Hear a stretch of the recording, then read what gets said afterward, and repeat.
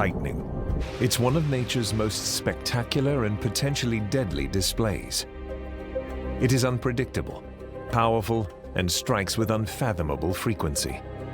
There are between 6 and 8 million lightning strikes that occur worldwide every day.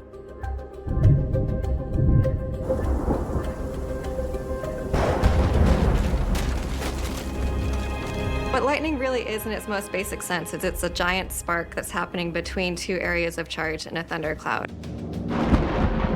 While natural disasters, such as earthquakes and cyclones, may claim more lives annually, the effects of lightning strikes can last a lifetime.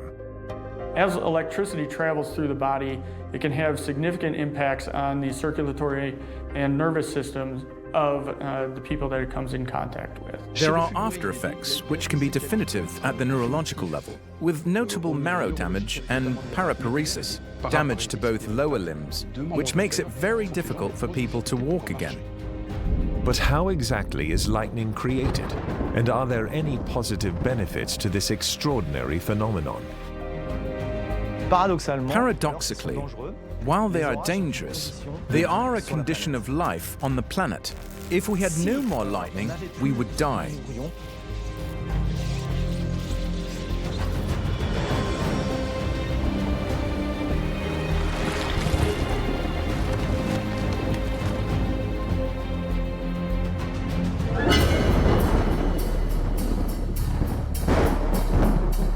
Lightning is one of the most powerful phenomena on Earth. Each strike travels at a speed of about 128,000 kilometers per second. That's half the speed of light, and temperatures can reach almost 28,000 degrees Celsius. These dangerous bolts, only the width of a finger, are also one of nature's most recurrent spectacles. Lightning strikes billions of times around the world every year, packing temperatures hotter than the surface of the sun and thousands of amps of current. There are between 6 and 8 million lightning strikes that occur worldwide every day. That works out to an average of 100 lightning bolts that occur somewhere in the world per second.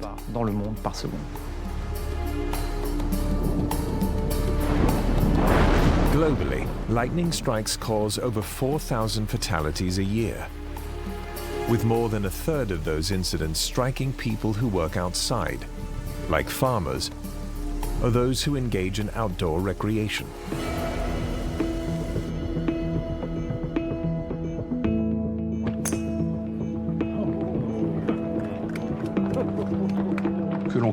When there is a golf tournament, as soon as there is a lightning strike, the tournament stops.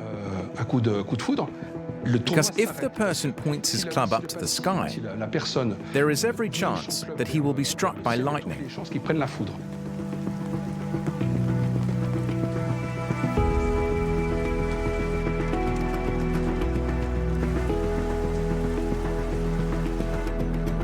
At the PGA Tour's Western Open in 1975, 5 professional golfers were struck by lightning. All of them survived, while in some cases the injuries were career-threatening. For others, the injuries were career-ending. Today, most golf courses are equipped with lightning detection or early warning technology that allows course officials to call off play if there is lightning activity in the area. However, those same systems aren't in place for all outdoor sports. Major League Baseball does not have a lightning policy. NFL does, but Major League Baseball does not. That becomes a huge problem for me. I'm the forecaster for the Indians, and I'm trying to tell them, guys, we have a big thunderstorm coming, you gotta shut her down. We can't shut it down until the umpire says we can shut it down.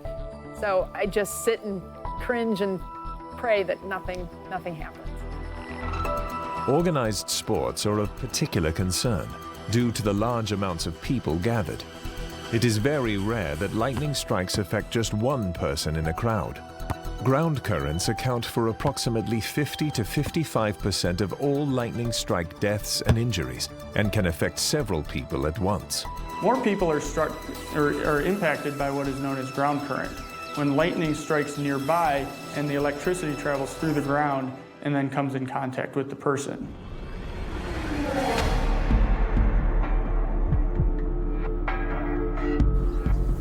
On September 16, 2019, in Kingston, Jamaica, a secondary school football match is disrupted when a lightning bolt strikes nearby, sending multiple players and a referee to the ground. You see people playing football, and suddenly you hear bang, and they're all stiff on the ground. So it didn't strike anyone, but the lightning hit the ground, and it's spreading through the ground. When a bolt, which contains at least 20,000 amperes of current, strikes land, the electricity spreads through the wet soil, which acts as a highly charged conductor. Even though the voltage decreases with distance, it is still a potentially deadly current, capable of traveling several hundred meters from point of contact. It occurred in a soccer match when lightning struck nearby, and the electricity traveled through the moist ground and up through the legs of the soccer players and the referee. As electricity travels through the body, it can have significant impacts on the circulatory and nervous systems of the people that it comes in contact with.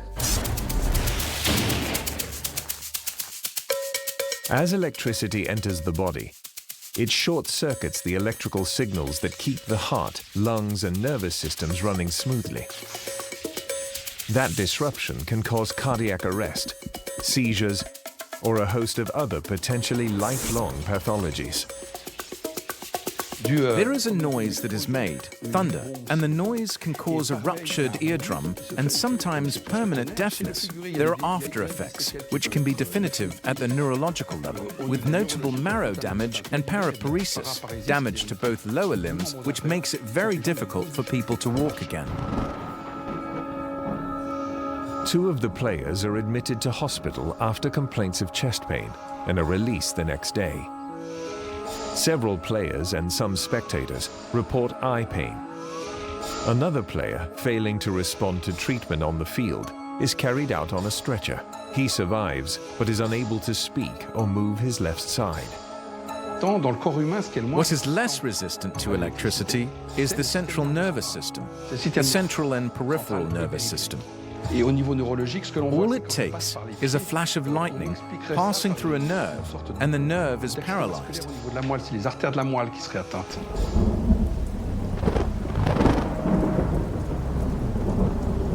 Nerve damage can also be caused by a different type of strike called side flash. It is the second most common cause of casualties and injuries after ground current. In some cases, you can be struck by what is known as a side flash, and that is when you're standing under an object or near an object that has been struck by lightning, and the electricity jumps from that object into you. In Dalian, China, an anchor for Dalian Weather TV is covering a storm from the rooftop of a multi-story building when lightning filled the sky. Feeling a shock in his forearm, he drops his umbrella and reports numbness in one of his hands. With the reporter in China, it's possible that lightning jumped from the fence that he was standing near and the electricity traveled through his body. Now, when that happens, you can get nerve damage because there's a lot of electricity flowing through your body at that time. The nerve damage could cause tingling or numbness in the hand. Wet soil and metal are both powerful conductors of electricity, and so are live trees due to their sap and water content. Seeking shelter under a tree during a thunderstorm can be especially dangerous. You could be struck. If you are standing near a tree, the tree could get struck and you could get hit too. And I just think a lot of people ignore that risk because they haven't directly been impacted by it before. Unfortunately, specifically with lightning, when you are impacted, it's too late. On March 12, 2021, 4 gardeners in Gurugram, India, are taking shelter under a tree during a rainstorm when they are indirectly struck and knocked unconscious. Most people lean against a tree with their back against the tree. It provides a direct path from the tree into the person's chest, which can then interfere with the respiratory system and impact the heart. The victims are immediately taken to hospital, where they are treated for burns. That electricity passes through the body and causes burns. not necessarily due directly to the electricity, but because of the energy inside. It can melt objects that you may have on it. And when you receive a burn, you absolutely must empty your pockets. Because it can melt keys, for example, which are in the pockets, and burn your legs very, very intensely, like buttons, like anything that can... coins. Anything metallic can lead to burns.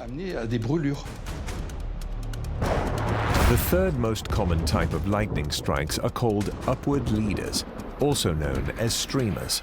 Lightning occurs, there's a downward leader from the cloud, and it's looking for a place to strike.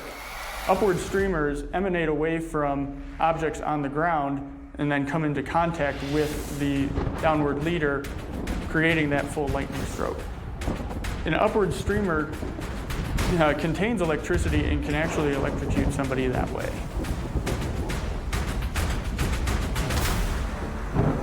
While lightning can cause significant bodily injury, its emotional effects can't be underestimated.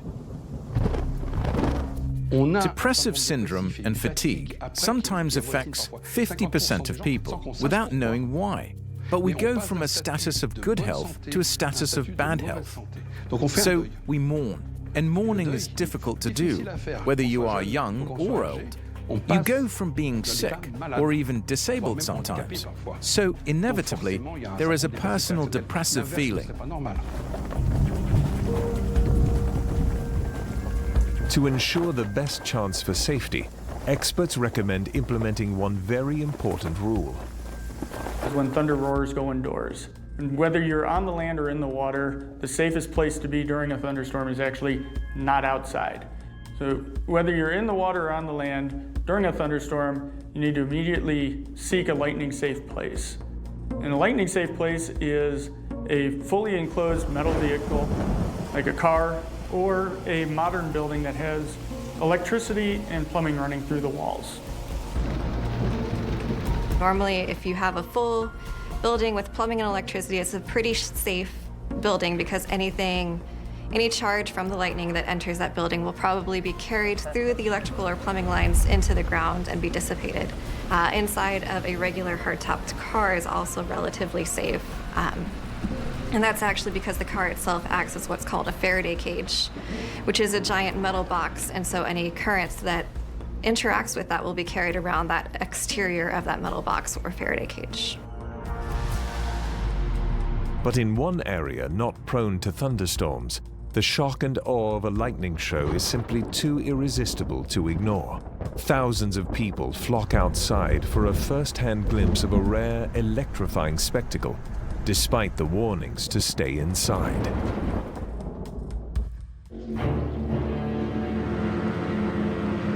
There is a saying that lightning never strikes the same place twice.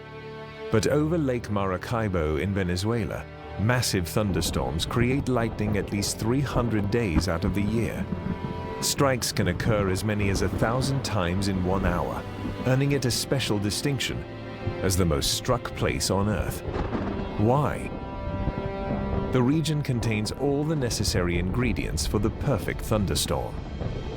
You have to have this warm, moist air that can be lifted into the atmosphere with high amounts of instability. Instability is when the atmosphere cools faster than the air that's being lifted into the atmosphere. When you have warm, moist air and a lot of atmospheric instability like occurs in the tropics in South America, in Africa, and Southeast Asia, you can get these prolific lightning storms that produce thousands to millions of lightning events over the course of a year. Lake Maracaibo's unique topography assists in the formation of these storms. The Caribbean Sea flows into the lake, providing an endless supply of warm water, while the tropical sun pulls additional moisture. At dusk, strong winds whip through the surrounding mountains, forcing warm air high into the troposphere.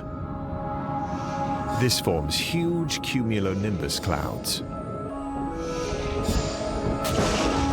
Notre cumulonimbus, Cumulonimbus is full of water droplets. ces gouttelettes At a certain altitude, those water droplets turn into ice. Due to gravitation, this ice will then tend to descend, and through friction will actually generate electricity. générer en fait de l'électricité. We have a separation of electric charges, of charged particles, which will in fact produce electricity within this cloud. Au sein de ce nuage. A positive charge builds at the top of the cloud, while a negative charge builds at the bottom.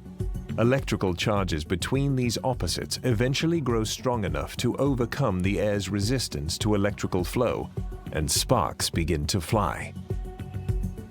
Les prémices The first signs of lightning actually begin with intra-cloud activity, c'est-à-dire typiquement des étincelles sparks that will occur inside our cloud. Et puis au bout d'un And then, after a while, this intra-cloud activity will propagate towards the ground atteindre and thus reach the Earth. la Terre. The negative charge at the bottom of the thundercloud moves towards the ground, forming an invisible path called a step leader. The charge's path connects to positive charges surging up from the ground, completing an electrical circuit. This is what we call lightning strike, or in more scientific terms, the return arc.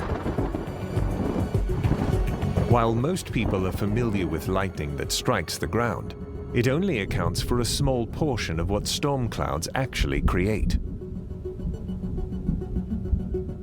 Cloud-to-ground lightning makes up about 10 to 30% of most thunderstorms. The other 70 to 90% of lightning in a thunderstorm is actually known as in-cloud lightning, which occurs within the cloud itself, between multiple clouds, or from the cloud to the air.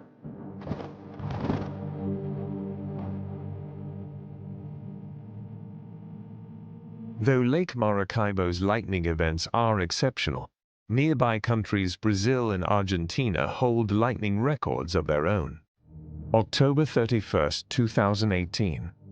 Over the night sky of Porto Alegre, Brazil, a single bolt of lightning slices through the atmosphere. It stretches from the country's southern tip, more than 700 kilometers, or 440 miles, to the edge of Argentina. Normal lightning flashes typically measure only a few miles long. The lightning that struck and traveled 440 miles was a primarily in-cloud lightning flash that occurred in a mesoscale convective system. A mesoscale convective system is a very large complex of thunderstorms that can extend for hundreds or thousands of miles. The clouds in these giant systems have the potential to create vast amounts of electrical energy. And because these occur in large complexes, there's a lot of electricity traveling through all of the clouds. And lightning wants to dissipate that charge and and get into a neutral state, and wants to have a cloud that has no charge.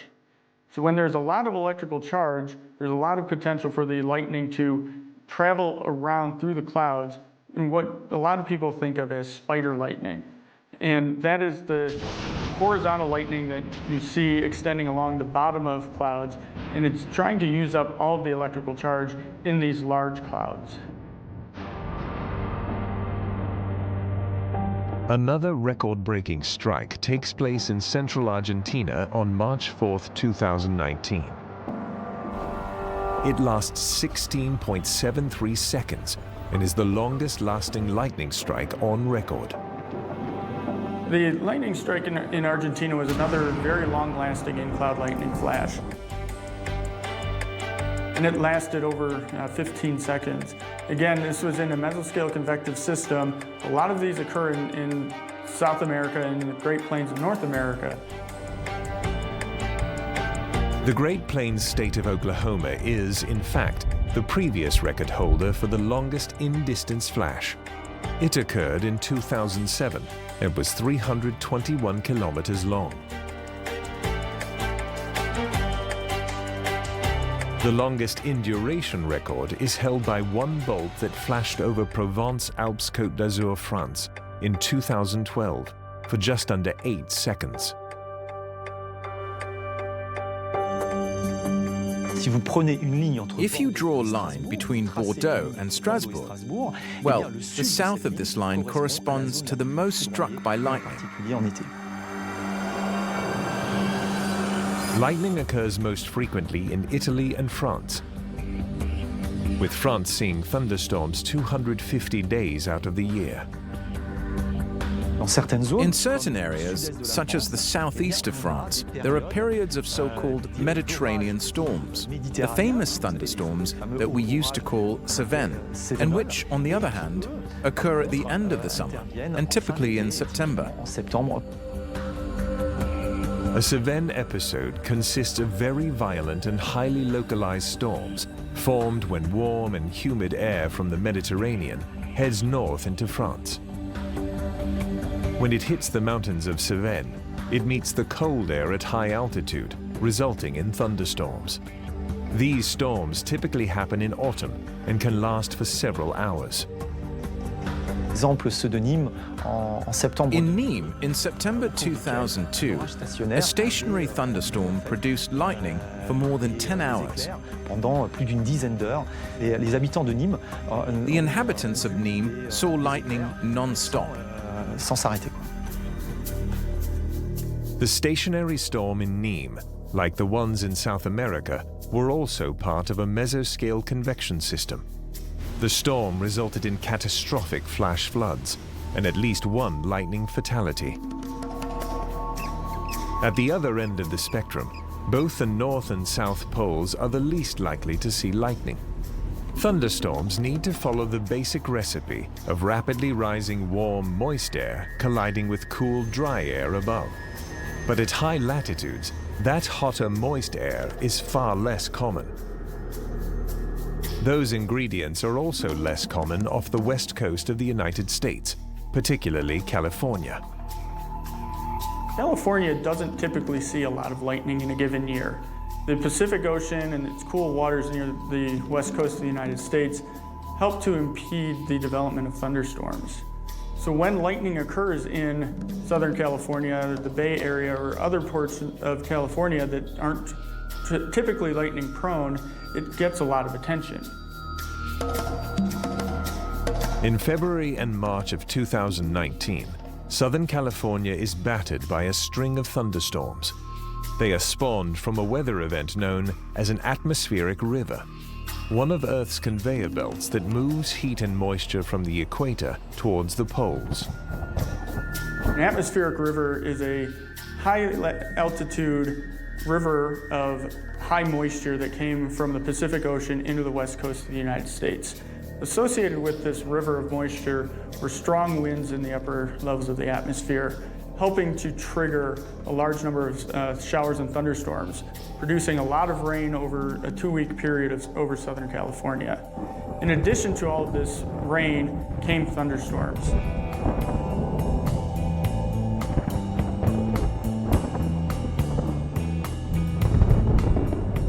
So in a thunderstorm, when you have all of this rising air, you have all kinds of stuff rubbing together, and that creates an electrical charge, and that electrical charge needs an outlet.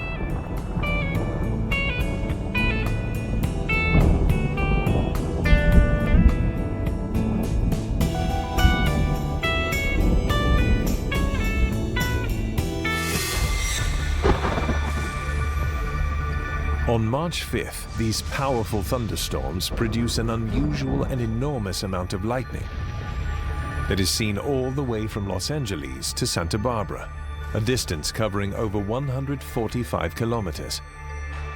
2,000 cloud flashes and 1,000 cloud-to-ground strikes are reported in just a matter of 2 hours. Having a significant lightning event like this, where you had 2,000 lightning events that occurred in just a couple of hours, makes up a significant portion of the yearly lightning of Southern California in a very small period of time. This can have significant impacts on the region, including power outages, potentially injuring or killing people if they were to be struck by lightning, and even triggering wildfires. This rare lightning show turns into an evening spectacle. Thousands of awestruck residents flock outside to capture the event on their cell phones. The Weather Service issues warnings on social media for residents to head inside. I think the big thing about thunder and lightning is, having an awareness about it. People get very cavalier attitudes when there's a thunderstorm around. A lot of people want to go out and look at the thunderstorm rather than take cover. And that's something that's pretty annoying as a meteorologist. I appreciate and I understand that power. And I want to tell people of that power, but they're fascinated by it. They want to go look at it. Fortunately, no injuries or deaths are reported, but several areas suffer power outages. A few small wildfires are ignited, and shortly after a plane takes off, it's struck and is forced to land. You don't want to fly an airplane into a thunderstorm. That's a bad idea to start with. But they're designed to be able to handle that if it does end up flying into an area where there could be lightning. Aircraft are insulated from lightning. The electricity actually travels around the body of the aircraft. So for the most part, aircraft are safe from lightning when it occurs, and the electronics in the aircraft are not affected.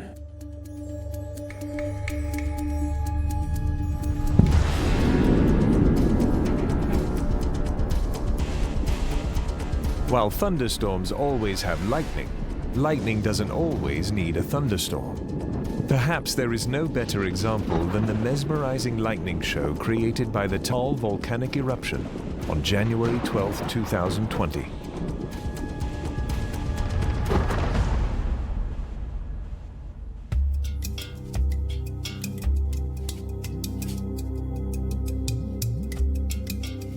June 4, 2020. Lightning strikes the 168-meter-tall Washington Monument in Washington, D.C., injuring 2 National Guardsmen. We're part of a very large thunderstorm that actually injured some people as a result. We went back and looked at the data, and we found that the Washington Monument is struck between 1 and 5 times per year on average. May 28, 2018. The Eiffel Tower, with a height of 324 meters, is struck by lightning as thunderstorms sweep across the country. It is estimated there are between 5 and 6 lightning strikes on the Eiffel Tower each year. The Empire State Building in New York City is struck about 25 times a year. How do these structures withstand such massive electrical charges? Is there any truth to the myth that lightning always strikes the tallest object? Because of its prominence, its size, it will have a capacity for attraction. However, the day you have a lightning strike, which occurs a few hundred meters away, you can legitimately ask yourself why this lightning did not strike the Eiffel Tower, and that is a question of probability. The higher that an object is in the sky, the closer it is to the source of electricity and the more prone they are to being struck. So tall objects like TV antennas, wind turbines, or large buildings can be struck more frequently than others. Just because there's a tall object doesn't mean that's going to be the lightning that's struck. The entire lightning event occurs at about 200,000 miles per hour, and it's jumping at about 50 meters per step in the lightning process. Whichever object gets struck released an upward streamer of electricity that was able to interact with the downward leader of the lightning before another upward streamer. So it doesn't always have to be the tallest object. It's the object that released the electricity that came into contact with the lightning first.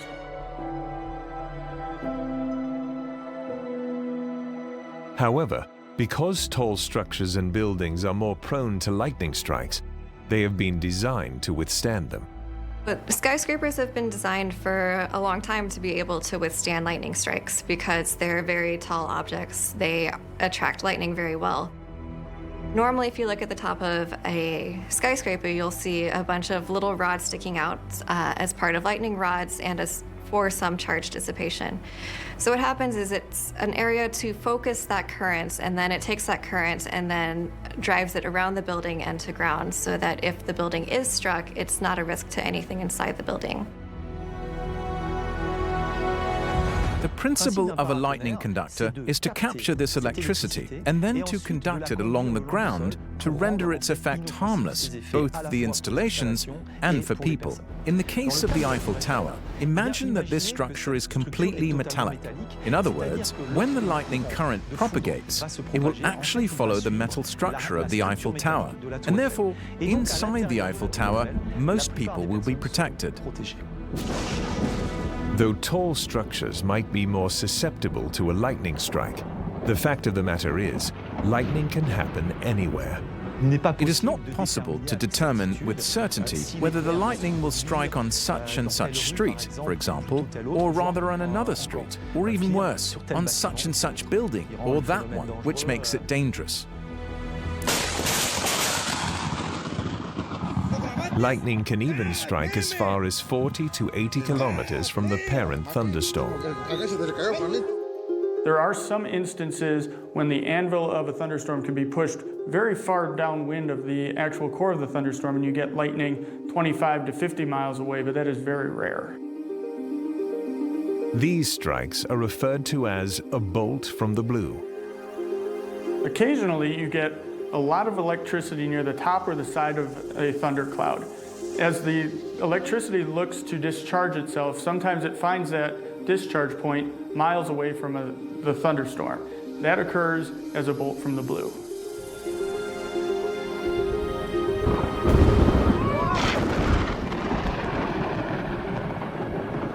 Typically, these bolts travel from 9 to 16 kilometers from the storm.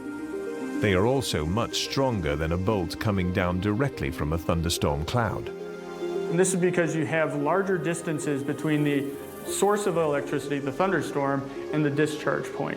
So you need to have a more powerful lightning stroke to bridge that distance and cause that lightning. Even though bolts from the blue occur miles away from the thundercloud, they are still caused by a thunderstorm. Every thunderstorm produces lightning because that is the very definition of a thunderstorm. That is to say, for the World Meteorological Organization, a thunderstorm is simply a phenomenon where at least one electric arc will occur. However, lightning itself is not as dependent. It doesn't always need a thunderstorm to spark. Aircraft can trigger their own lightning, and this occurs when a plane takes off and flies through a charged area of the atmosphere. It gets electric charge on the outer body of the aircraft, and as it continues to fly through regions with different amounts of electrical charge, it tries to dissipate that charge, and that can trigger its own lightning flash.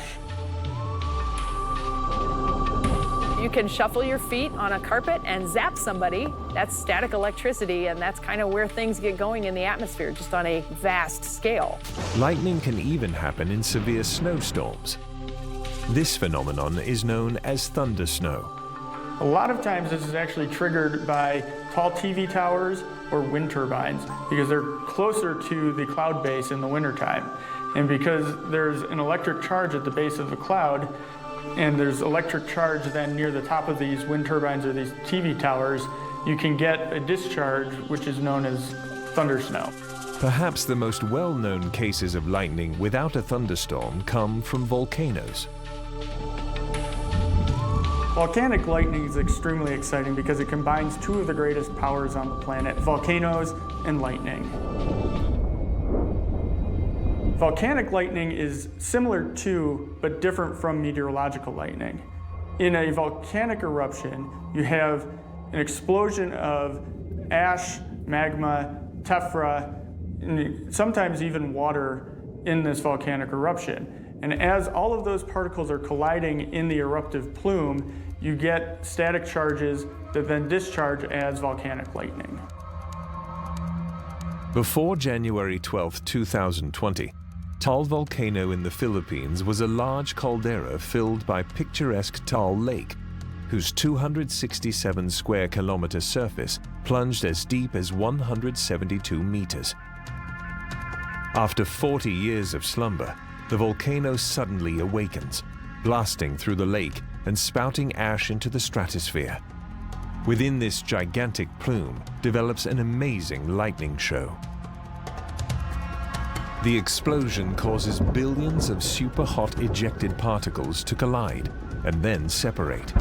In addition, the plume reaches so high into the freezing stratosphere that water ejected during the blast converts to ice crystals, turning the explosion into a dirty thunderstorm. And this was a phreatomagmatic eruption. And what that means is that there was a lot of water in addition to the magma that was erupted, because a tall volcano is actually in the middle of a lake. As a result of the water, magma, and ash rising through the atmosphere, there was a very dramatic explosion of volcanic lightning. Volcanic lightning is not uncommon, but the amount found in Taal's powerful eruption was out of the ordinary.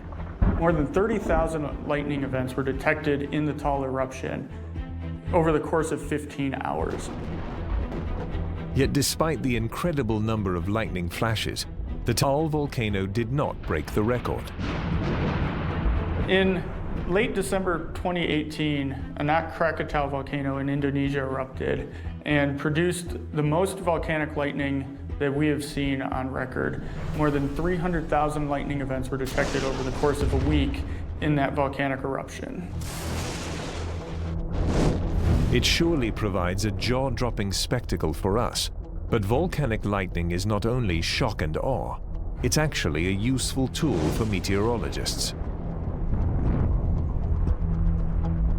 Volcanic lightning is extremely interesting to study as a lightning scientist. It provides more information about what's actually occurring in the volcanic eruption, and it can help us to better understand meteorological lightning as well. Because we don't have to identify where lightning may potentially occur, because it's going to occur right there during that volcanic eruption, having the instrumentation around the volcanoes allows us to directly measure and study certain aspects of the lightning process, whether it's the pre-lightning electrification of the ash cloud or the exact trajectory that the lightning takes through the ash cloud. In turn, those studies assist with public safety. It's important to understand the exact process of how lightning develops and how lightning occurs so that we can use that to better understand when lightning will occur in meteorological instances, which will improve weather forecasts, improve lightning forecasts, and improve lightning safety. Lightning can also occur within another type of natural disaster, the wildfire. In August of 2020, the state of California is besieged with wildfires. But these fires aren't just the result of lightning, they are also the cause. August 2020. The state of California is ablaze with wildfires. Over 4 million acres are charred, forcing mass evacuations. It is the largest wildfire season ever recorded in California's history. At the core of the crisis is dry lightning. It strikes 11,000 times over the course of 72 hours, and there simply isn't enough rain to put out the sparks. Dry lightning occurs when a thunderstorm produces very little precipitation, but a lot of lightning. In these instances, they're particularly dangerous for wildfire applications because the precipitation that would normally help extinguish a fire is not there, and the lightning that would trigger the wildfire could trigger a fire that is not easily put out. Dry brush and high winds not only fan the flames, they spur the fires to create their own weather. As a wildfire billows into the sky, a vigorous updraft lifts particles high into the atmosphere. These particles act as condensation nuclei, attracting water molecules to form a storm cloud called a pyrocumulonimbus cloud. These fire clouds produce their own dry lightning, the same phenomenon that triggers the fires in the first place. It becomes a vicious cycle, and it appears to be getting worse. 9 of the state's largest fires have occurred since the year 2000. This leads many to ask, is global warming to blame? As temperature is one of the necessary ingredients for the formation of thunderstorms, it can be assumed that an increase in temperature will mechanically generate more thunderstorms.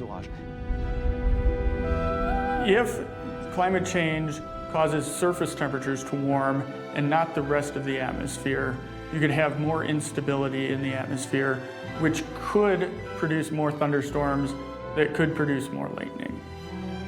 However, if the entire atmosphere warms, instability in the atmosphere could actually be decreased, which would reduce the amount of lightning. So climate change and lightning will be a topic that needs to continue to be researched over a longer period of time as we have longer and longer records of global lightning data.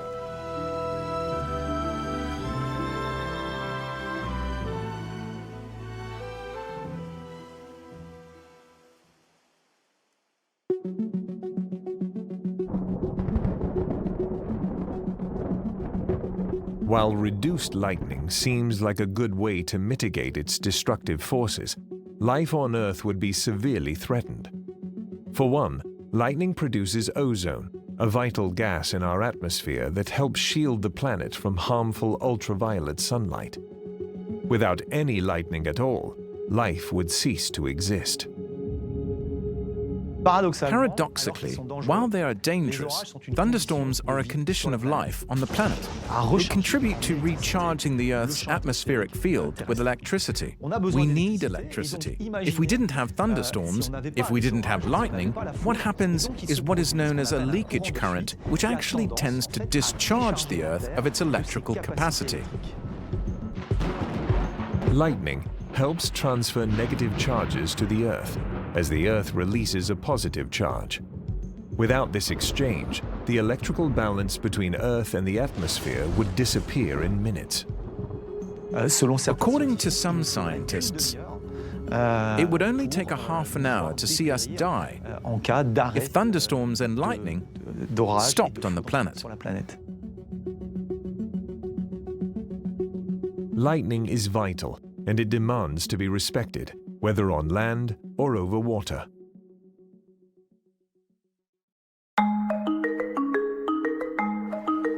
Lake Victoria is the largest lake in Africa and provides economic and food security for roughly 30 million people living near its shores. But the lake is also deadly. One of the most dangerous areas on the planet is Lake Victoria. There are about 5,000 deaths every year on this lake. It's fishermen who continue their subsistence activity, and unfortunately, they are struck by lightning because it's one of the most struck areas on the planet. And when you're on a lake, well, there's no way out. The conditions of the lake spawn cyclical lightning storms. As daytime breezes flow off its relatively cool surface toward the warm, humid land, the interaction of temperatures invariably forms thunderstorms over the water. Being in the water during a thunderstorm is especially dangerous. Water can be a very good conductor of electricity, and if you're in a body of water, lightning striking that body of water could very easily transfer the electricity from the water to you. Though any kind of lightning has the potential to be deadly, there is one type whose power goes unrivaled, the superbolt. Lightning that occurs over the ocean tends to be more powerful than lightning that occurs over the land. Some of these lightning strokes are tens to hundreds of times more powerful than the lightning that occurs over the land, and these are what have been colloquially named superbolts. Superbolts release anywhere from 10 billion to 1 trillion watts of electrical power. That's enough to power an average home for an entire month. Why superbolts form over the ocean and why they are so strong is routinely debated. One likely theory points to salt. In water, salt splits into positive and negative ions that help conduct electricity. When lightning strikes, the more ions present, the more efficient the electrical charge, which is why salt water makes a better conductor for electricity than fresh water. That discharge causes a higher peak current and a brighter flash. Fortunately, superbolts make up less than 1/1000% of all lightning strikes. Nevertheless, being caught at sea during a thunderstorm, superbolts or not, is less than ideal. When lightning strikes a body of water, these impurities can actually help conduct the electricity for greater distances than if it were just to strike soil or another object on the land. If there are objects, people, fish, boats, or anything near that lightning when it strikes, that electricity can transfer from the lightning to the water and then to those objects that are near the lightning. Most lightning strikes over water occur just off the coast versus over deep ocean areas. Because of this, moored boats are especially vulnerable, like this sailboat docked in South Boston Harbor. The current hits the mast and travels quickly through the boat, setting a portion of it on fire. No one is on board and no injuries are reported nearby, but its fuses are blown and the boat sustains significant electrical damage. While boats cannot be totally protected from lightning, you can add lightning protection to boats that help to direct the electricity away from sensitive objects on the boats, like equipment room or the passengers on the boats. Just like tall buildings and structures, boats can be equipped with lightning conductors. However, there are numerous places around the world where conductors aren't feasible, and thousands of lives are at stake. Florida, August 2020. Lightning strikes the Millennium Falcon ride at Disney World Resort. As a precaution, the park shuts down the ride. Anytime you're dealing with large crowds of people outdoors and a thunderstorm comes in, that is a huge problem. You have huge, very tall, hundreds of feet tall metal roller coasters sticking up into the sky, and thousands of people, tens of thousands of people out and about at that park. Now you throw a thunderstorm coming that way. Now not only do you have to have time to shut down the rides, you have to be able to get people into some kind of a shelter. And when they may not necessarily have a frame of reference for where to go to find security, they're gonna just panic. And there have been cases where, you know, thunderstorm rolls in, people just stick it out. They'll just park themselves in a picnic shelter or something somewhere. That's not necessarily the safest place to be. A big part of things we can do to improve our response to lightning is being able to better predict when and where there will be lightning so we can take the good precautionary measures. That knowledge is very important, an important direction that lightning research is going. Hey baby, slow down, wait for me. It's pretty rocky here, hey. The study and tracking of lightning and thunderstorms are the means by which meteorologists help mitigate the dangers of this unpredictable, powerful phenomenon. So there's 3 primary categories of instruments we can use to study lightning. So the ones that you would see maybe on a TV broadcast are going to be studying where there's a large amount of current being transferred in a thunderstorm. So you're measuring that point where it's striking ground. We can also use satellites. We have some brand new satellites that were launched a few years ago, which are studying where there's optical lights being emitted by the lightning in a thunderstorm. So we have that visual reference of what the lightning looks like at the top of the cloud. And then our third and final way are a lightning mapping array. And what that does is it measures the radio frequencies being emitted by lightning, and we can actually map out the channels that the lightning takes within a cloud so we know where the lightning starts and how far it travels and what height it's at. French lightning detection company Meteorage also uses a radio frequency sensing network that constantly scans the electromagnetic field variations created by lightning. One of the most interesting applications of these detection systems is to anticipate a real risk of a storm on a site in the next half hour, or even an hour. It is from this anticipation of the displacement of the storm that we warn an incalculable number of sites which need to be alerted to be able to set up measures for evacuating personnel, or even to protect certain processes sensitive to storms. When you work in the construction industry, when you work with the aviation sector, when you work with the electrical sector, these are entities, large entities, that have high expectations in terms of safety. And in fact, this obliges us to put in place enormous means to ensure their safety.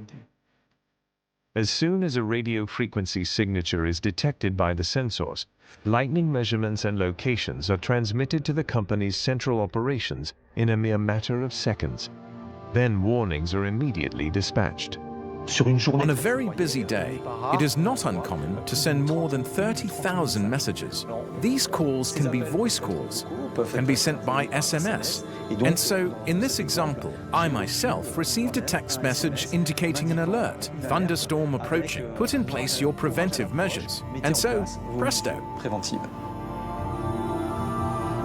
These warning systems and tracking devices are helping scientists save lives, but they still aren't 100% foolproof. The best course of action still remains to be weather aware and to head indoors.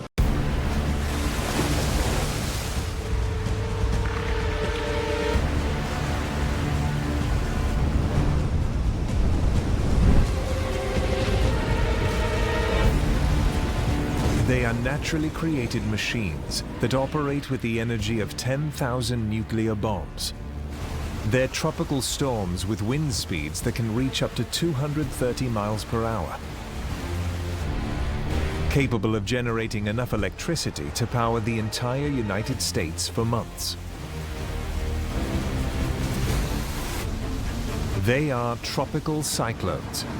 In the Pacific Ocean, they're called typhoons, and in the Atlantic, they're called hurricanes.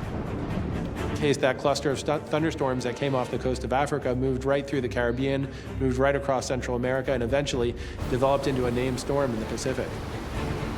I've never felt anything like that in my life, no. No, that was one of the most intense, terrifying experiences I've ever had in my life.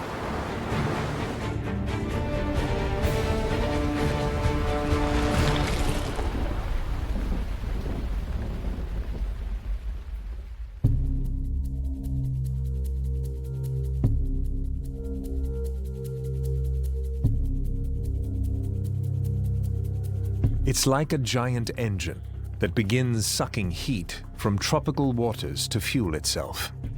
With winds that can reach up to 300 kilometers per hour, a hurricane is a wonder of nature. Highly destructive, complicated in design, and difficult to predict.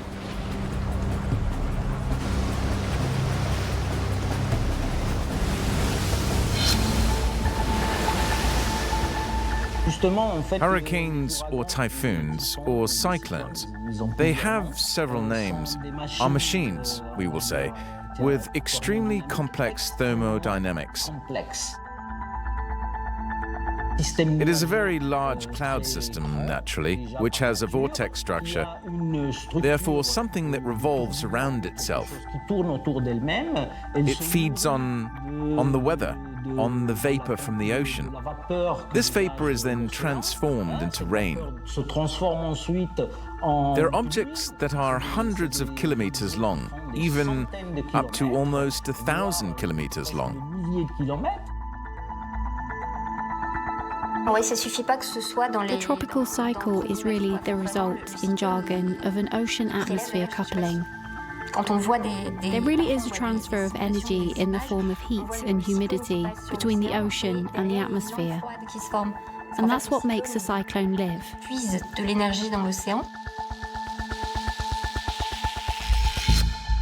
So hurricanes really start as a cluster of thunderstorms. We consider them areas of low pressure where actually there's rising air. As air rises, the moisture condenses into clouds.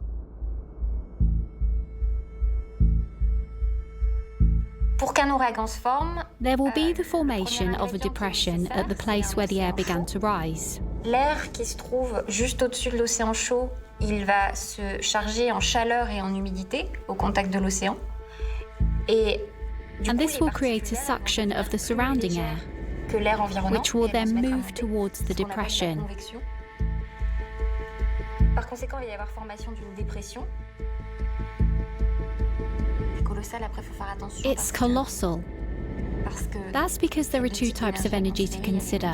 There is the thermal energy associated with the hurricane, and there is the kinetic energy, which is the energy associated with the wind. When wind speeds reach 119 kilometers per hour, a hurricane is born. In the Atlantic, the official hurricane season begins on the 1st of June and lasts until the end of November. Distinctive hurricane seasons that have everything to do with having an ocean water temperature that's warm enough to support hurricanes. Typically, we need ocean water temperature at least 27 degrees Celsius or 80 degrees Fahrenheit to support these storms. Hurricanes primarily occur in the Caribbean Sea, the Eastern Pacific or Southern Atlantic Oceans, and the Gulf of Mexico. But the genesis of these storms is found on the African continent and the Saharan Desert.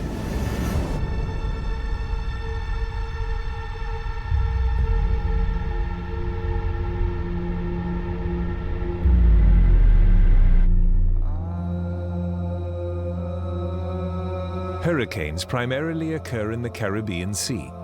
As one of the largest deserts in the world, the Sahara covers 25% of the African continent, more than 3 million square miles. This desert's wide expanse of sand absorbs heat and then radiates vast amounts back into the atmosphere. The heat and humidity over equatorial Africa create thunderstorms. These storms travel west over the Atlantic Ocean and can organize into a tropical depression.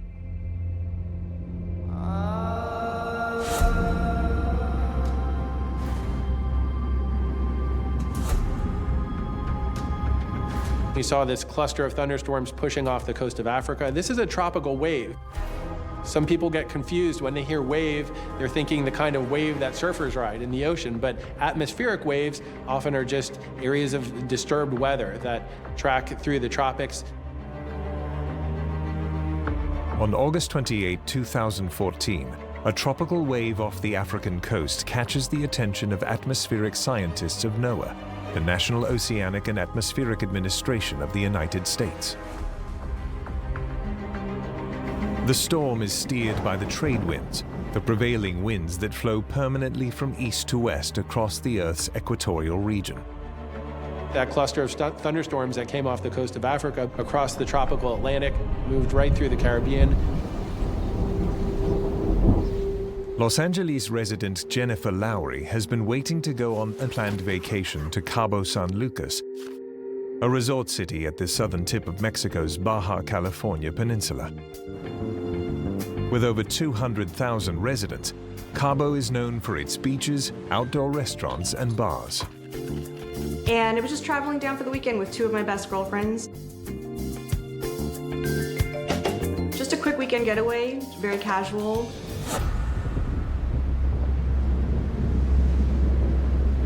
September 3rd, 2014.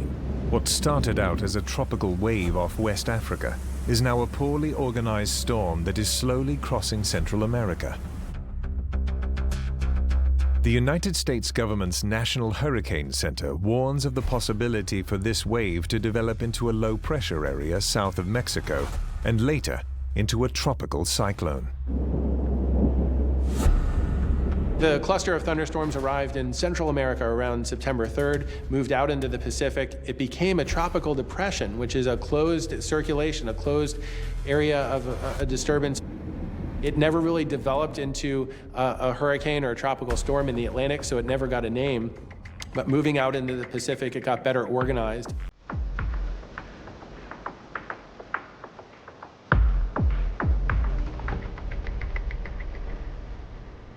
Yeah, so that day it was a lot of hanging out by the pool and walking down to the beach, just, again, only overhearing a couple minor conversations.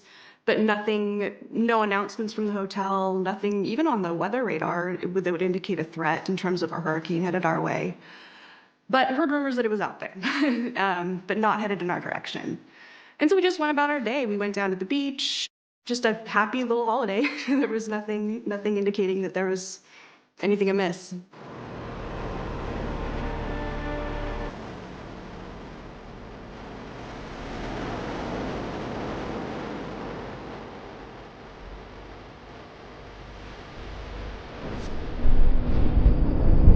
The large system of thunderstorms slowly progresses westward and gradually organizes over the next few days.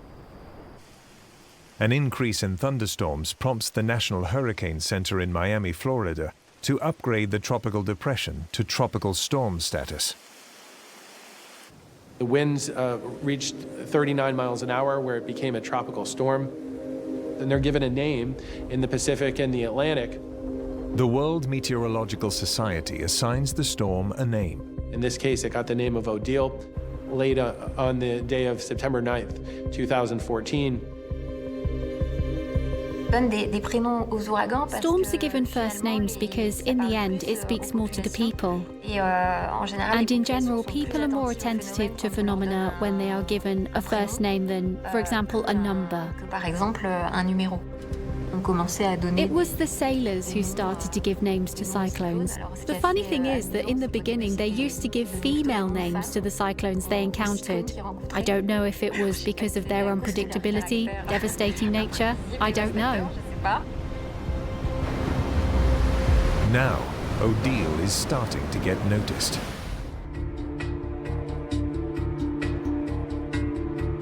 There were some rumors around the hotel, or some murmurings, that the storm was strengthening and had was headed back east, so towards the Cabo Peninsula. No indication that it was going to be a major disaster. From there, Odile really started to strengthen a little bit as a tropical storm, but something really interesting from September 11th to September 13th, 2014. The forward speed had dropped and it drifted in somewhat of an erratic path. That makes it a little bit harder to forecast the direction and the intensity when storms are drifting like that. The storm had changed course fairly rapidly. It had turned east, but was still not headed directly for the Cabo Peninsula. But around September 13th, the steering became a little more pronounced. We had a mid-level ridge of high pressure to the east, upper-level area of low pressure to the west. And as these systems became more pronounced, it enabled Odile to have better guidance and better upper-level tracking and guidance from above, really. And that enabled the storm to start accelerating. Not only did Odile start accelerating towards the coast of the Baja Peninsula of Mexico, but it actually intensified very rapidly at that time as well. With wind speeds increasing to over 119 kilometers per hour, Tropical Storm Odile is becoming a hurricane, capable of much more devastation. On Saturday, or September 12th, we started hearing about the storm from some of the other people in the pool. Often kind of overheard some conversations from some other travelers saying that, oh, there was a hurricane developing in the Pacific, but it wasn't really a threat at the time. It was headed out west, but it's there, just to kind of keep an eye on. But again, at that time, it was not even on our radar. It was just kind of like, oh, there's a storm, no big deal, we'll be fine. Odile rapidly intensified from a tropical depression to a tropical storm, and then right up to a Category 3 hurricane, which is considered a major hurricane on the Saffir-Simpson hurricane wind scale. So it became a very violent, very dangerous hurricane. The winds increased by 55 knots. That's about 63 miles an hour, or more than 100 kilometers an hour in less than 24 hours. So very rapid intensification. The National Hurricane Center in Miami, Florida, upgrades the storm to hurricane intensity on September 13th. And some of the other guests would say, there's no shot there's ever going to be a big storm here. But Jennifer and her fellow resort guests in Cabo have no idea that their lives are about to change forever.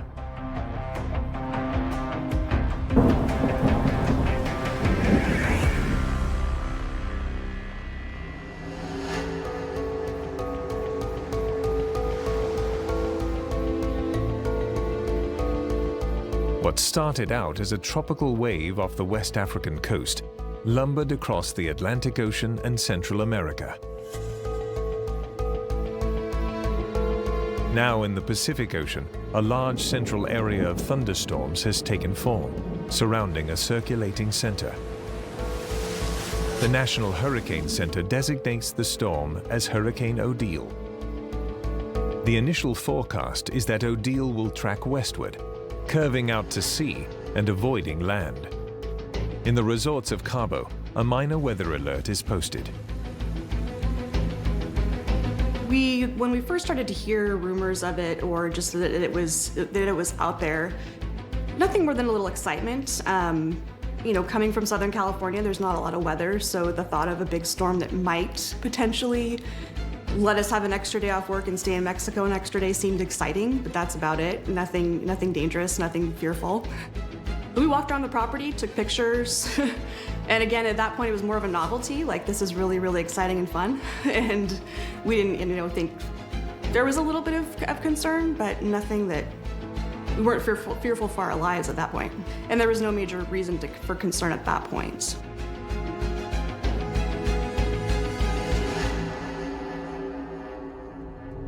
While scientists know how a hurricane develops, they know less about what the storm is likely to do. As soon as there is a phenomenon that begins to resemble a hurricane, researchers, especially the American researchers, since they're the ones most concerned by these hurricanes, they will begin to run models to try to forecast, to see if the hurricane will develop, and above all, to predict its trajectory. Really, one of the limitations of forecasting sometimes is not having enough data, especially in hurricane forecasting. That helps us predict through computer modeling what it's going to do in the future. For over half a century, information from satellites is used to track the movement of hurricanes. Satellites allow us to measure the surface temperature of the water. They obviously allow us to monitor tropical cyclones. We can see them forming over the ocean, even though they have not yet fully developed. Satellite advances in the last 40 or 50 years have enabled us to sample the weather through satellites, detecting cloud formations, hurricane formations, data. We don't know what's happening over time in the hurricane. Sometimes it's hard to sample these areas. Retrieving data from battering wind speeds of 240 kilometers per hour seems almost impossible. When a hurricane begins to threaten the United States, the Americans send planes specially designed to fly into cyclones. Flying directly into Odile are NOAA's two P-3 Orions and a Gulfstream 4 jet for hurricane observations. These are the hurricane hunters.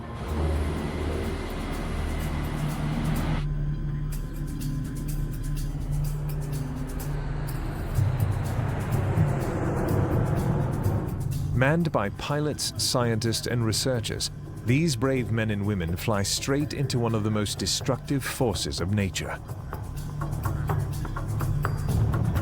They're very valuable because they'll fly into hurricanes, they'll fly transects across the hurricanes at different elevations, sampling temperature, humidity, wind speed, all these valuable data inputs that go into our models.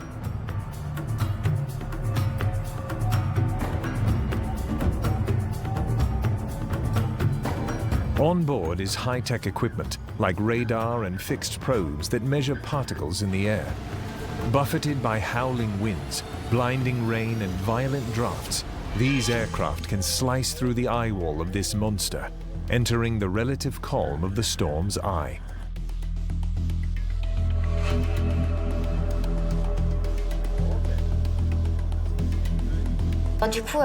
In the center of the storm, you have the eye of the cyclone. On average, its diameter is about 50 kilometers. So in the eye of the cyclone, there's almost no wind. In general, there are no clouds. In any case, there is no rain. Sometimes there can even be blue sky. And around this eye, there is an area where there is a lot of rain, where the winds are extremely strong. It's called the cyclone wall. And beyond this area of the cyclone wall, there are actually spiral bands, bands of rain.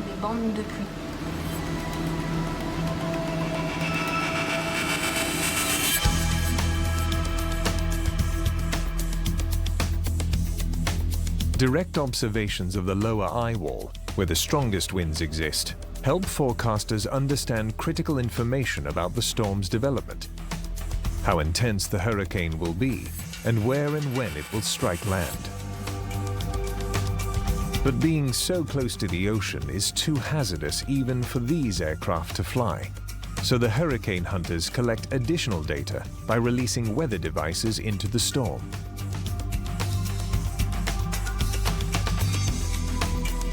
They'll actually drop sensors out of the airplanes that are tethered to parachutes. They're called drop zones, and they actually go through an atmospheric column collecting data on the way down. They give us a snapshot of what's happening in the atmosphere at a certain time and at a certain location.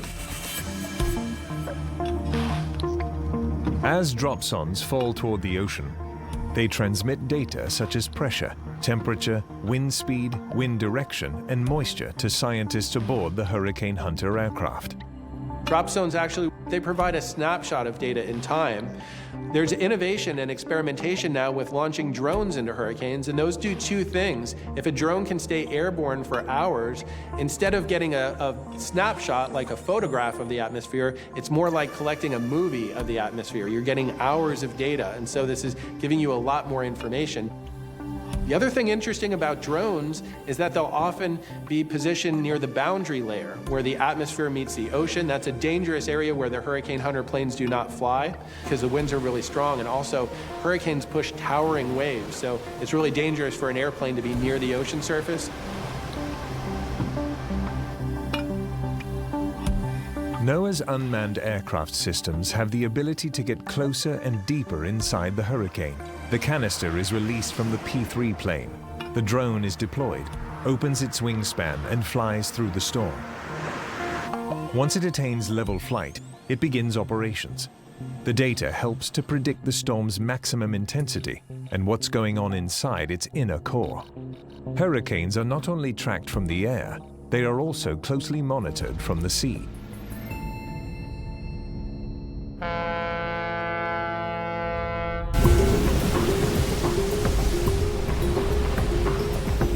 Sea gliders are automated sensors that actually go into the ocean and measure data in the ocean during the time of a hurricane, so they can actually go to depths and record temperature data, salinity data, and get an idea of the oceanic profile. That's important because we know that warm water fuel hurricanes. So if your heat content goes really deep, your warm water goes deep, that actually will give you a lot more fuel over time. Gliders are deployed in early summer and recovered at the end of the hurricane season. They collect data from ocean depths of about 305 meters. At the surface, they transmit data to NOAA's Atlantic Oceanographic and Meteorological Laboratory, which is then made available worldwide on the web. Finally, we have more and more satellite data. We have more and more observations. We have more and more real-time data and more computing power from computers that allow us to make forecasts using numerical models. And this has enabled us to make progress, especially in forecasting the trajectory of tropical cyclones. While projected models show Odile to be moving in a more western direction, the hurricane hunters discover it is, in fact, now moving further north. So we're predicting a trajectory, and around that we plan an area where it might go. This is the zone that I'm going to call the zone of uncertainty. That's the forecasting cone. Odile accelerates north-northwest in the direction of the Baja California Peninsula. Getting the forecast right can be a matter of life or death. In order to properly create forecasting models of hurricanes, scientists need to understand how they move. Help may come from a most unlikely place, like a soap bubble. A group of physicists at the University of Bordeaux discovered that when they heated hand-sized soap bubbles, vortices of color swirled into action. Are you going to make hurricanes? Yes, you could say that. They're not exactly hurricanes, but they're hurricane-like objects, and sometimes they behave in a similar way. When it heats up, you can see that the liquid starts to stir in all directions. These vortices had a very particular dynamic in the sense that they began to rotate very slowly, and then, little by little, they rotated faster and faster. And then this speed began to decline and decrease, and that hit us right away, because hurricanes have a similar behavior. The movement of a soap bubble vortex follows a path. By studying how these mini soap storms intensify and move, the group developed a mathematical model that can forecast, on a much grander scale, the trajectory of a tropical cyclone. If we follow the intensity of these eddies, the wind speed in the first 40 or 50 hours, for example, for a hurricane, if we follow how it varies over time, we can predict, for example, when the maximum intensity is going to be reached and what that maximum intensity would be. We can see that in the history of these hurricanes, the variations in relation to the average trajectory, well, they are similar to what we find in the whirlpools of the soap bubble. The objective of researchers is to better understand and finally succeed in better forecasting of tropical cyclones, hurricanes and typhoons. The objective is to better understand them in order to be able to predict them better, to forecast them earlier, to make more precise forecasts and, in any case, to be able to better warn populations that may be threatened.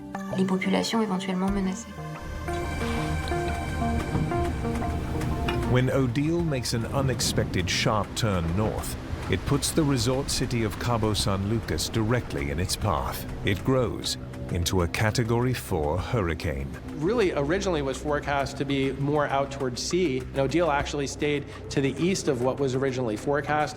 It became a very violent and very dangerous hurricane, tracking right towards the Baja Peninsula of Mexico and right towards Cabo San Lucas, a very populated and popular tourist area. At that point, it was still a little fun and excitement. Really silly. Clearly not taking it, as seriously as we should. But then again, everyone else at the same time was saying that it wasn't going to be a big deal. This was fun. We would have some cocktails. We'd be stuck a day. We'd ride the storm out in our hotel. We had food. We'd watch movies. Great. No big deal.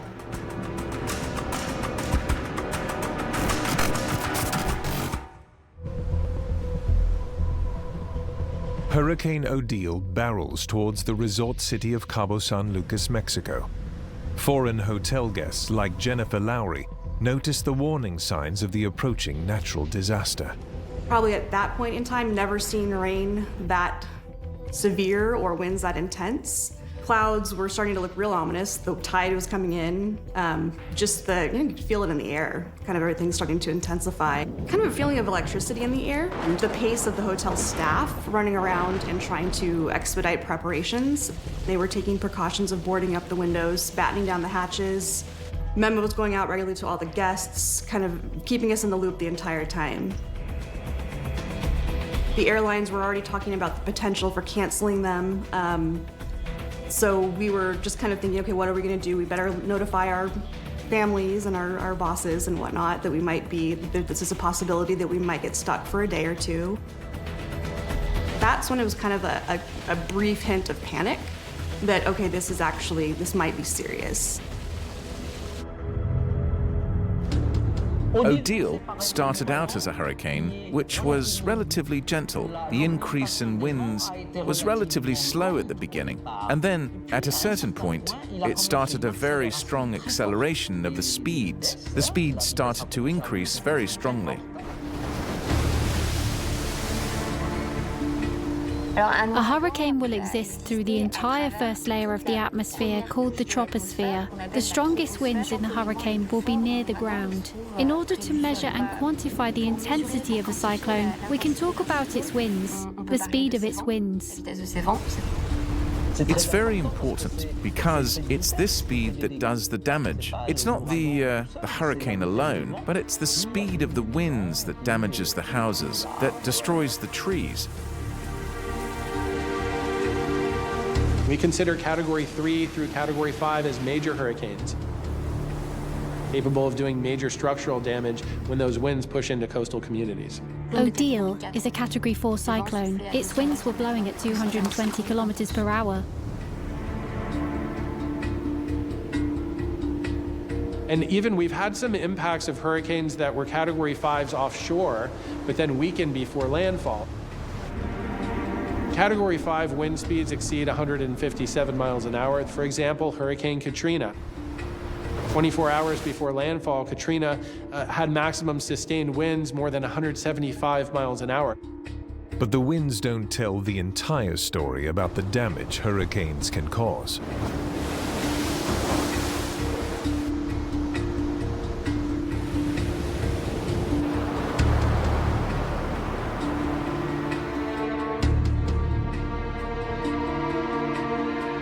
People think of hurricanes as wind events because we see a lot of video of palm trees blowing around and roofs blowing off houses, but it's actually the flooding that kills most of the people and does most of the economic damage. So really saltwater storm surge and heavy rainfall near the coast and inland tend to kill a lot of people and produce a lot of damage. The storm surge is the raising of the ocean level when a tropical cyclone arrives on the coast. Winds from the cyclone push the bodies of water towards the coast, creating a rise in the water level. If ever there's a high tide phenomenon at that time, it creates an even greater rise in the water level, and this storm surge creates floods that are often deadly. In 2012, at its peak, Hurricane Sandy stretched 900 miles along the Atlantic coast of the United States. The massive superstorm made landfall at high tide.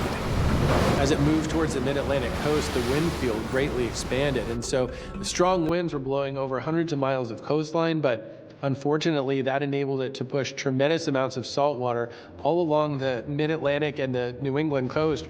Tremendous area got impacted by strong winds and really high saltwater storm surge as well.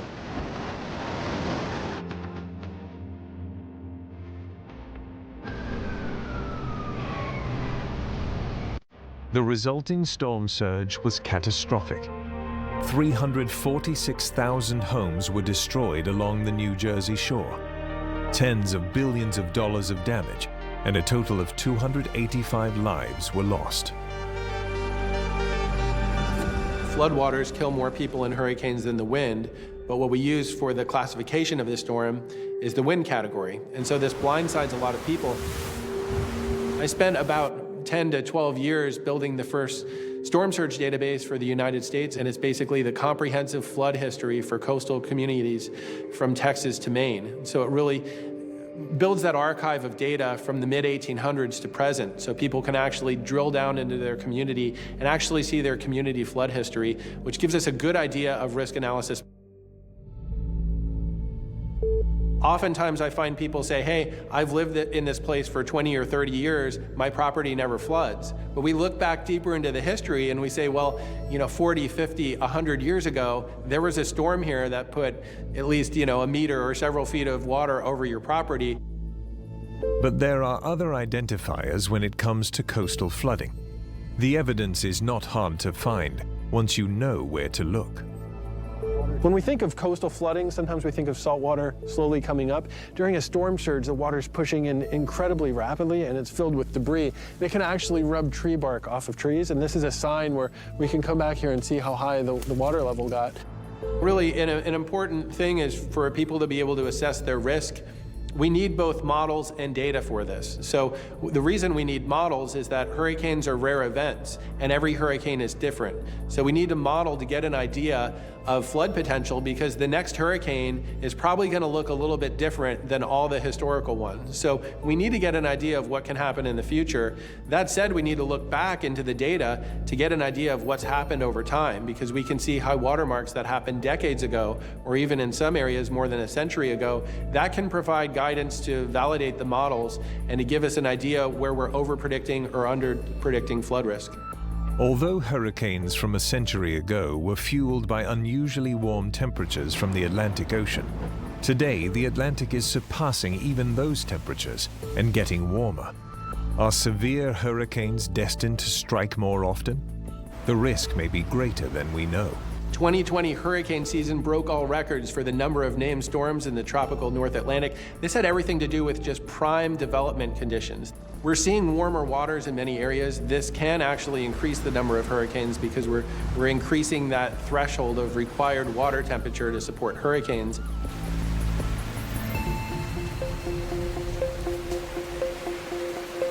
In the resorts of Cabo San Lucas, at the tip of the narrow and remote Baja Peninsula, some 26,000 foreign tourists are stranded. There is no place to run. At that point, they were grounding flights or planes on the tarmac at the airport and making them turn right back around. So all flights were grounded at that point. Around maybe 2 or 3 in the afternoon, the tide started to really kick up. The waves were crashing onto the beaches, taking out some of the little beach cabana huts, and the winds were kicking into super high gear. And the rain started to get really intense.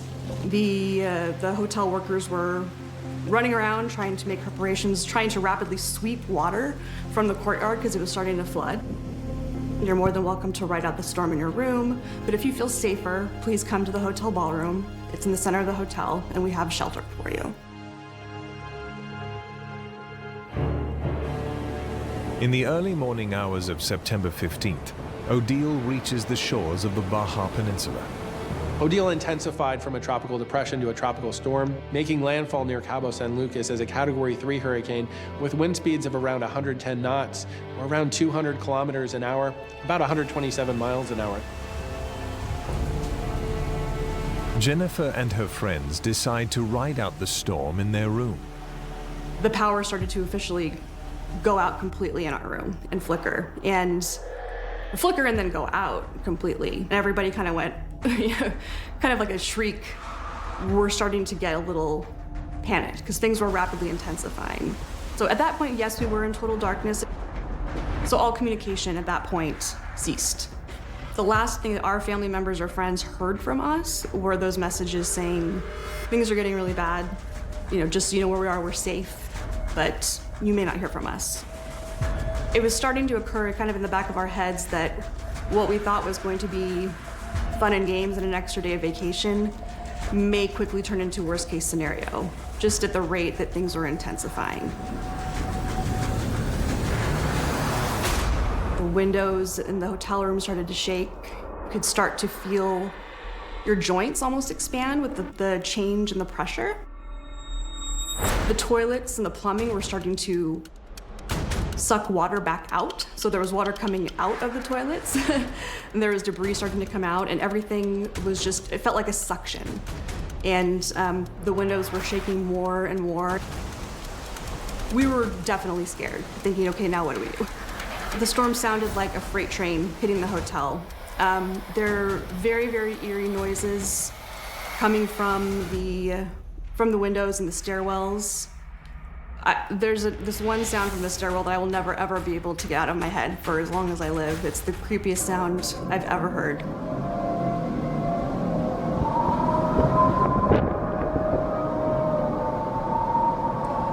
Basically, the hurricane playing the hotel like a wind instrument.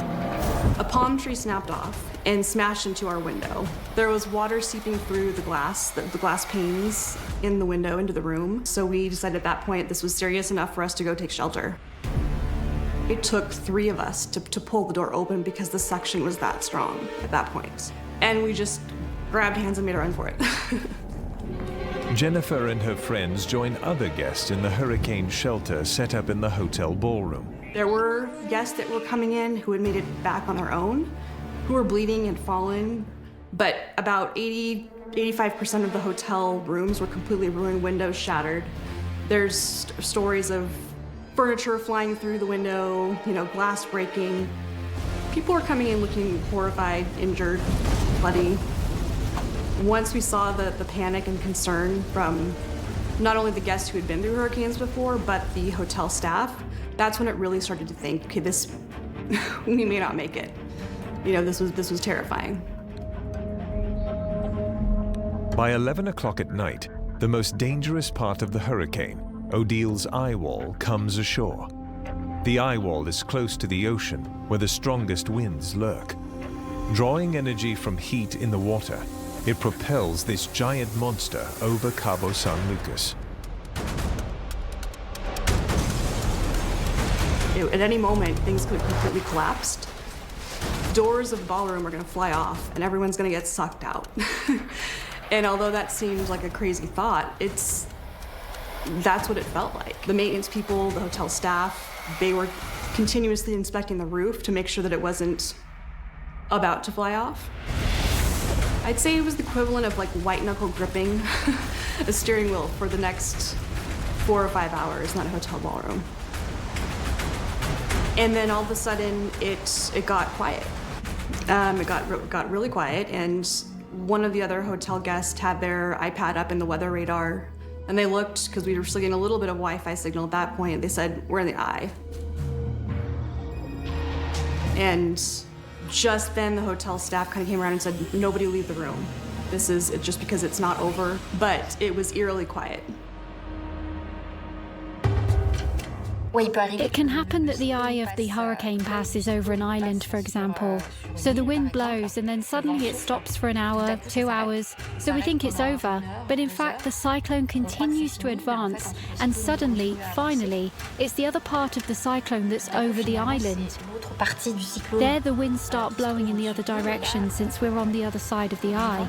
And it's this that is particularly devastating because, in the end, the houses, the facilities, etc., first suffered an extremely strong wind in one direction, and then an extremely strong wind in the other.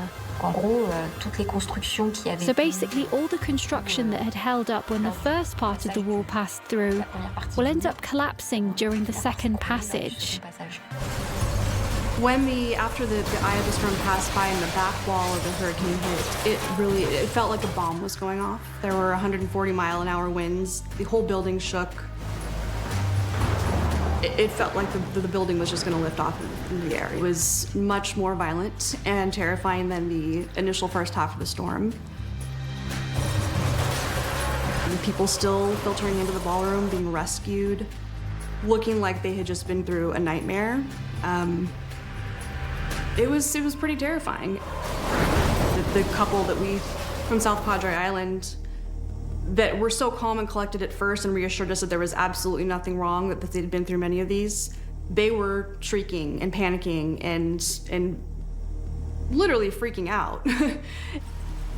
The look on their face, the look of horror on their face, was kind of all we needed to think, okay, this is real. Because they said, no, they've never experienced anything like this at this point. Everybody was collectively terrified. And we just sat frozen in the hotel against the wall. We had no idea what to expect.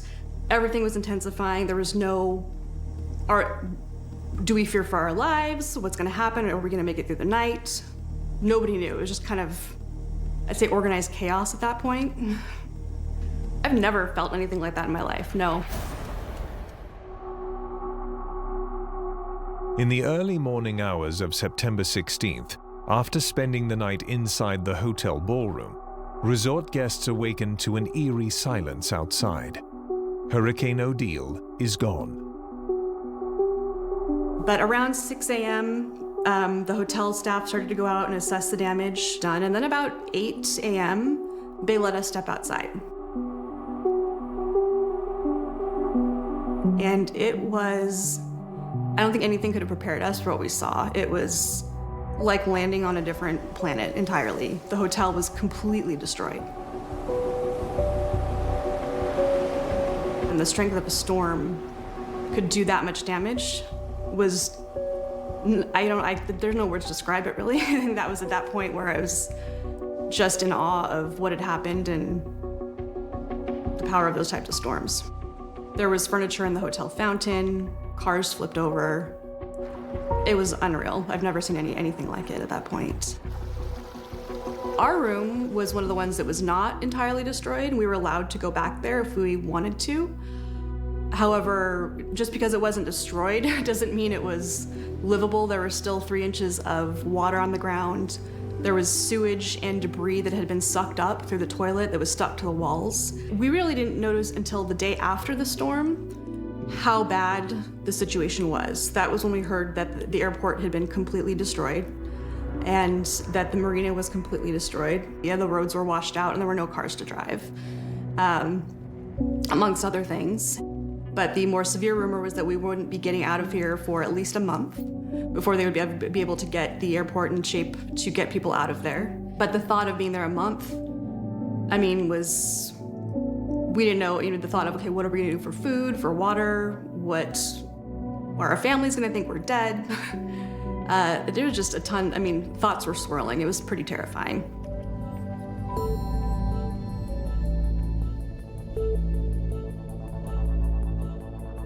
But while Odile has moved on, the storm is not over. Alors ce cyclone, il va se déplacer. So this cyclone, it will move and it will have two ways to die. The first way is that if it ever reaches land, if it ever reaches land, it will no longer be above the energy source that sustains it. Qui le fait vivre. Du coup, il va commencer à diminuer en intensité.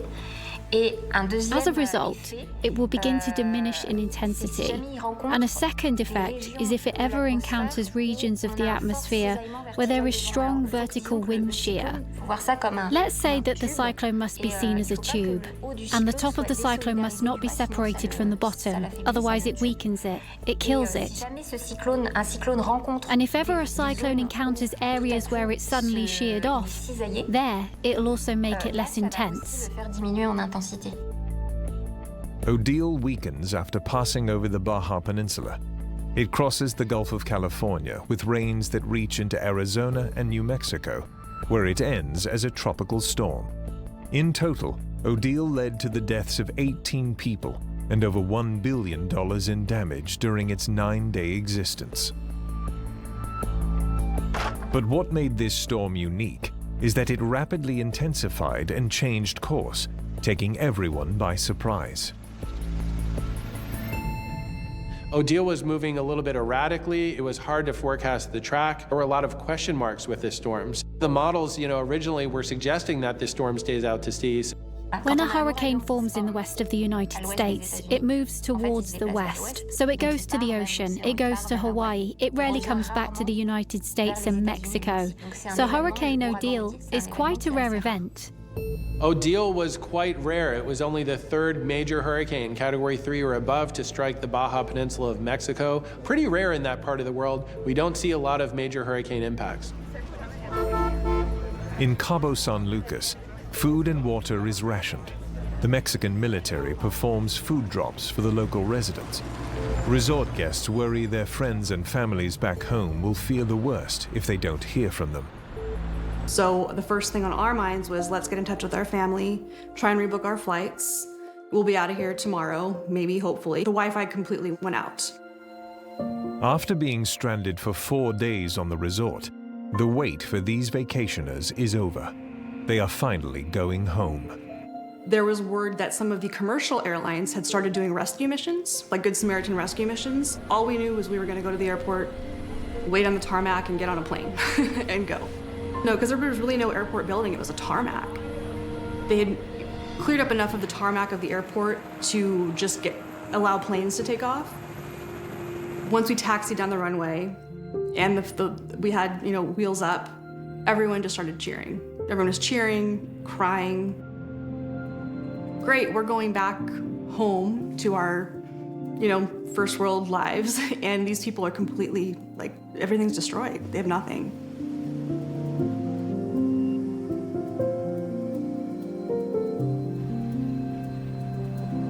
Many of the vacationers, now survivors, began a fund to help the community of Cabo San Lucas rebuild.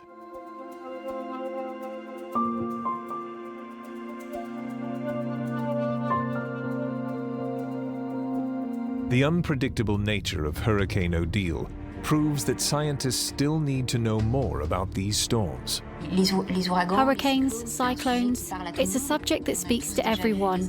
We've all seen satellite images of cyclones, we've all heard about them in the media, but it's not something that is completely understood by researchers. And this makes it all the more difficult to predict what will happen to them with climate change. It's a really complex issue. It is up for debate if climate change will produce more hurricanes in the future or not. The models generally suggest that the number of hurricanes may not really change, but the hurricanes that do form may have a tendency to become stronger. In regards to the influence of climate change on the trajectory of tropical cyclones, on their size, on their speed of movement, there is no clear answer to this. That is to say, the forecasts for the moment are too different to be able to be conclusive on this question. But most scientists do agree that this destructive force of nature will only get worse and more unpredictable. Recent findings show the average forward speed of hurricanes has been slowing down as average global temperatures warm. When hurricanes stall in one place, they produce huge rainfalls and severe flooding as water rises to record levels. In 2017, Hurricane Harvey sat over Houston for 4 days and dropped over 2 meters of rain in some areas. 68 people were killed. Another impact that we may see with a changing climate is rapid intensification of hurricanes, especially as they're near the coastal areas. This has a lot of impacts and makes it hard to prepare for them. The coastlines, they're getting more and more populated, more and more developed.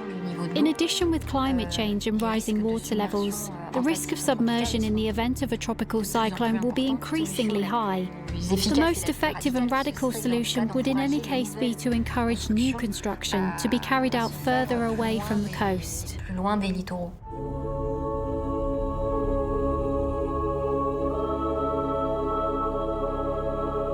On September 8, 1900, a 16-foot, about a 5-meter wall of water pushed across Galveston Island, killing 6,000 to 8,000 people when a Category 4 hurricane made landfall.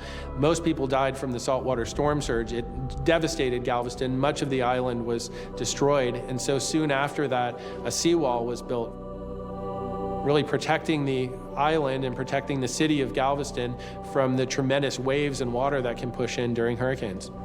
Walls to protect from rising seas may become part of a future hurricane defense. The statue on Galveston's seawall is in memory of the Great Storm of 1900.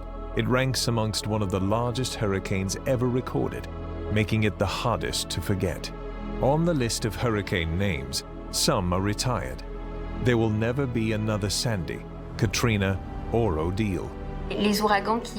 Hurricanes or tropical cyclones that have caused too much damage are removed from the list.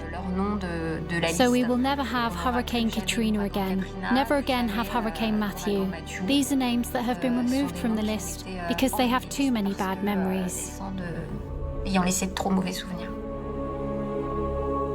And for some, those memories can last a lifetime. There was genuine PTSD that lingered when we got home from the storm, from the hurricane. Any little noise you hear, or if you hear someone passing by or your window, complete jumping, because you're constantly on guard. And it took the 3 of us a very long time to get back into that normal life. An experience like that stays with you forever. Well, first of all, opened my eyes to what the power of nature and what a destructive force it can be, and the strength of a storm like that. That was one of the most intense, terrifying experiences I've ever had in my life.